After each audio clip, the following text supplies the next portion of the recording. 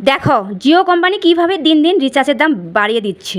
হ্যাঁ, এইরকম দাম যদি বাড়িয়ে দেয়, গরিবদের পেটে লাথি মারা হচ্ছে না? তাদের কিসের টাকার অভাব, এত যে দাম বাড়িয়ে দিচ্ছে। প্রথমে 299 টাকা ছিল, তারপরে বাড়িয়ে দিল 349 টাকা, আর এখন দেখো তো 400 হয়ে গেছে।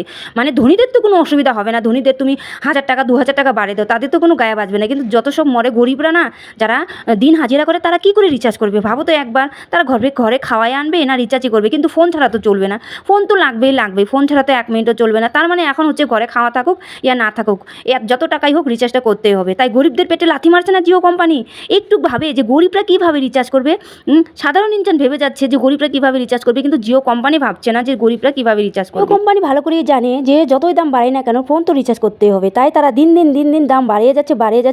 তারা এটুকু ভাবছে না যে গরিব ইনসান কী করে রিচার্জ করবে, কী করে তারা ফোন চালাবে। তারা এটুকু ভাবে না যে যারা মজদুরি করে, যারা দিন আনে দিন খায়, তারা কী করে রিচার্জ করবে। কিন্তু ফোন ছাড়া তো চলবে না, ফোন তো লাগবেই।